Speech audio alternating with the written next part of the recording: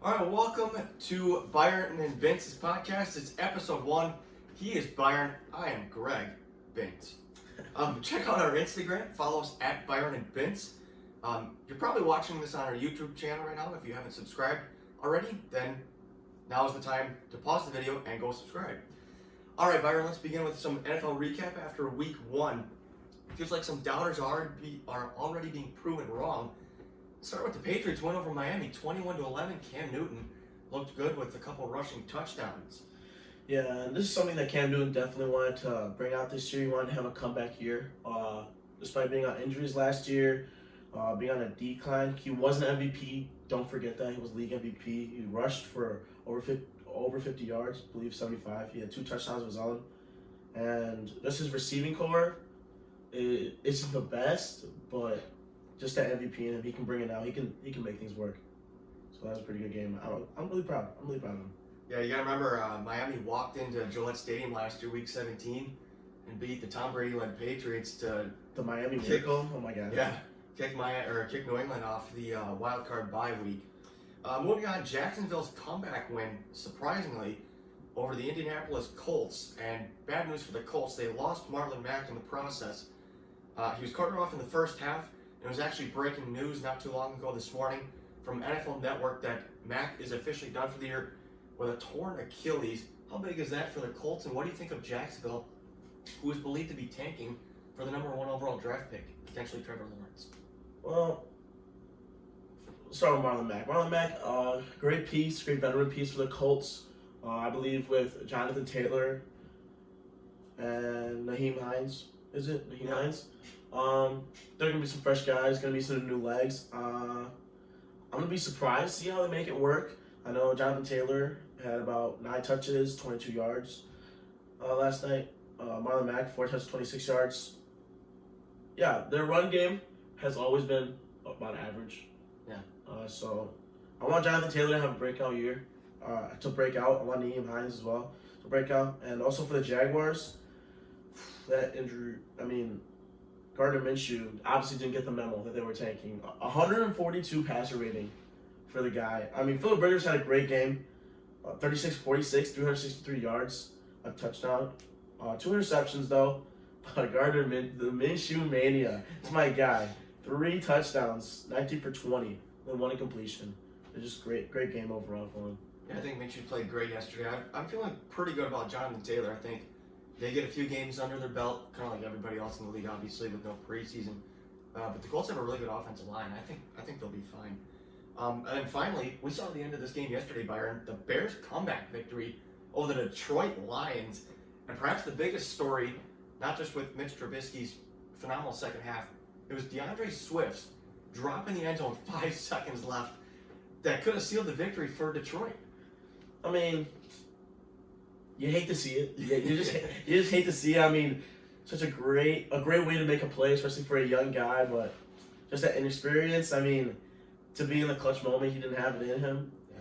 Oh man, I was watching that. It just made me so so aggravated that it was just a great moment to catch, and you just saw the ball pop out. I'm like, damn. Yeah, he was turning around to catch the ball, and it just went right through his hands. Keep in mind that Swift was the 2nd-round draft pick this year for the Lions. Not a great look for him there. Swift, you gotta look at what you're catching before you bring it in. Come on, man. Keep the eyes on the ball. All right, our best bet this past week for the NFL was the Buccaneers and Saints game.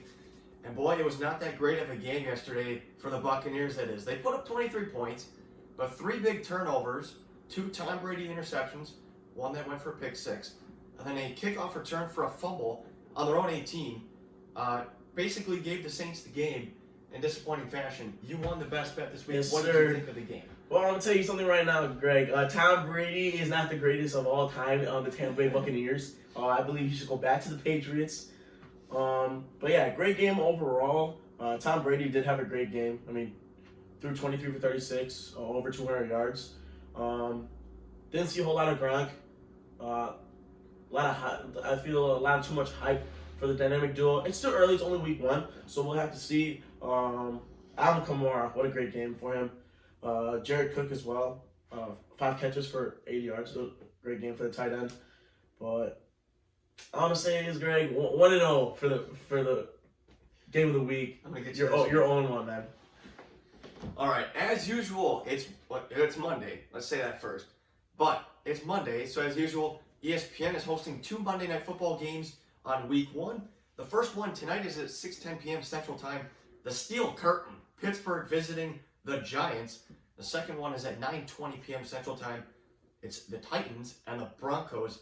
Any thoughts on those games, Byron? I know the Titans-Bronco game is probably more appealing with the way the Broncos ended the season last year. And obviously the Titans shocking everybody by going to the AFC Championship game. Yeah, it should be an interesting one. I know the Broncos just acquired Jerry Jeudy. Yep. And I know they got a young quarterback in Drew Lock. Joe Flacco has been mentoring him.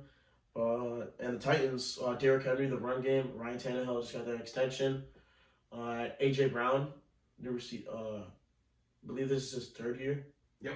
Third year for the receiving core. I mean, they got a lot going on for them, for the Titans, I'm saying, and the Broncos have a lot of potential.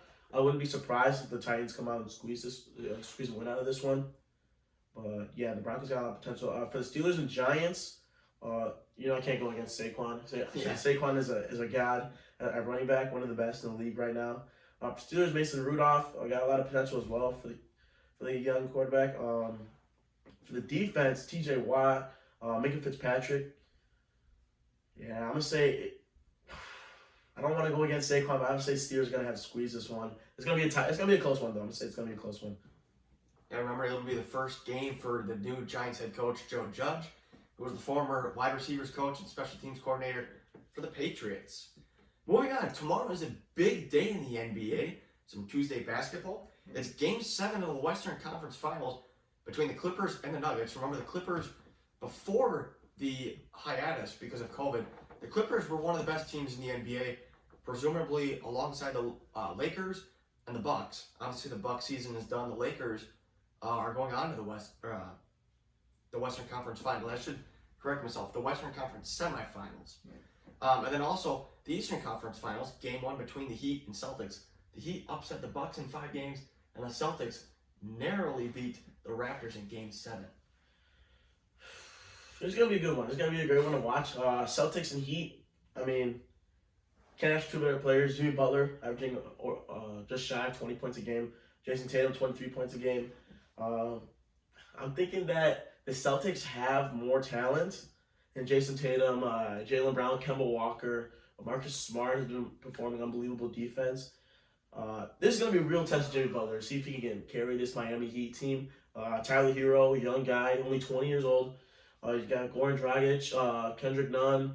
You got a whole list of guys that can come in clutch for Jimmy, or Jimmy Butler's going to have to carry these guys. I mean, it's going to be interesting.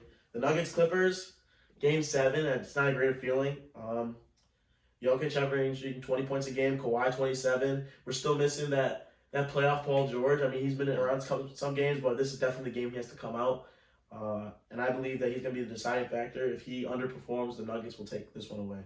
Yeah, I'm a little surprised that there's a Game 7 with how good the Clippers are, or how good they should be, and the Nuggets barely got by the Jazz earlier on in the playoffs, if we recall. The MVP, this is going to be unique because Giannis is in the MVP conversation, of course, but his Bucks ended the season a lot earlier than they probably should have, or at least were expected to be. But then, of course, LeBron James is in that conversation in his 17th year in the league, hard to believe, at 35 years old. Where do you stand on that? Obviously, I know you're kind of more of a LeBron guy, but where's the balance in that? I mean, there are rumors that Giannis is the front runner, but I mean, you got to think about LeBron, his longevity. He is a better shooter than Giannis, statistically speaking.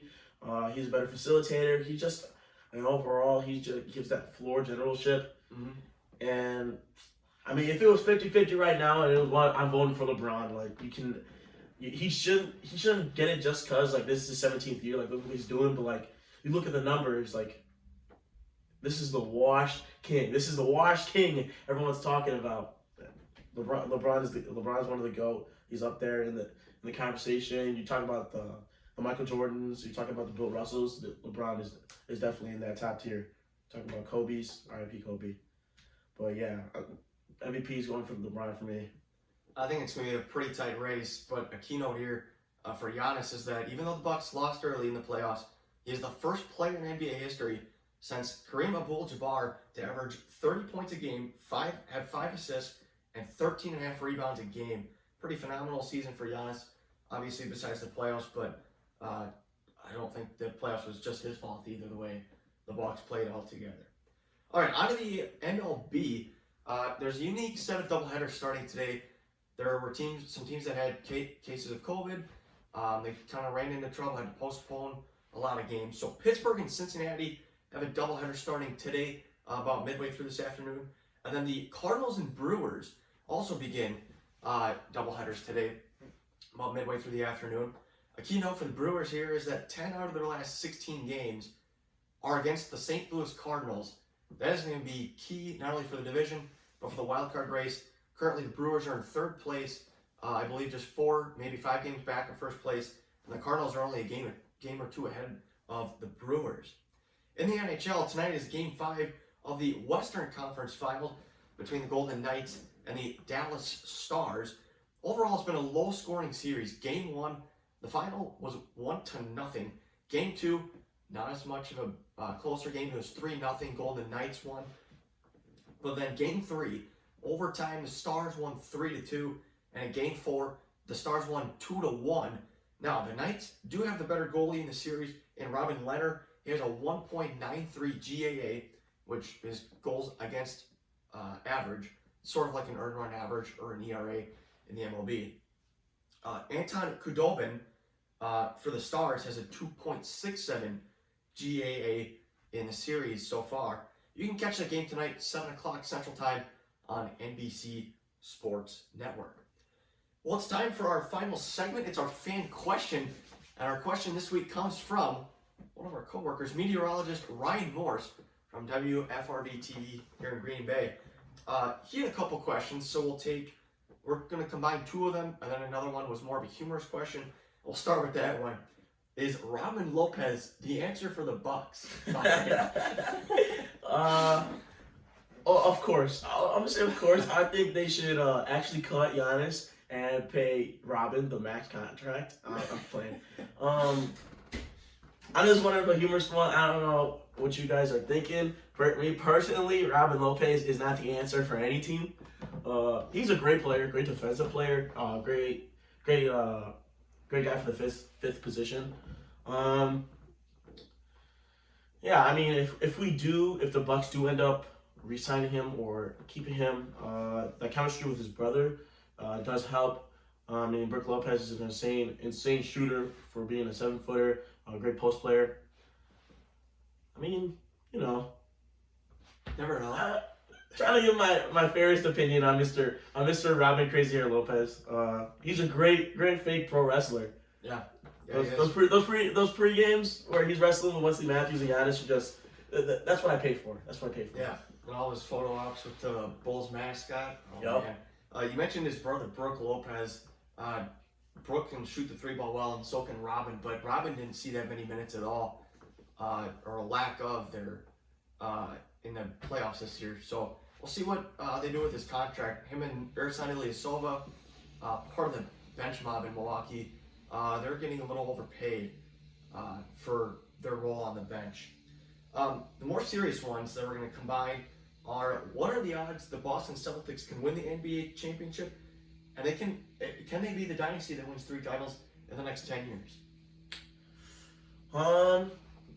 Let's start with the odds. I'm going to say their odds to win the finals. Well, let's start with the Eastern Conference Finals. I think their odds looking pretty good.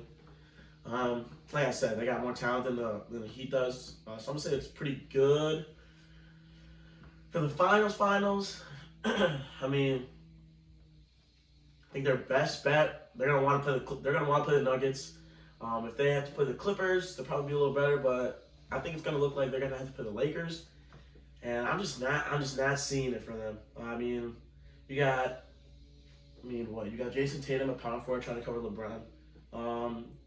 It'd be a great matchup. Yeah, Marcus Smart, I think he could take Rondo. His defense is unmatchable. Marcus Smart, great tenacity.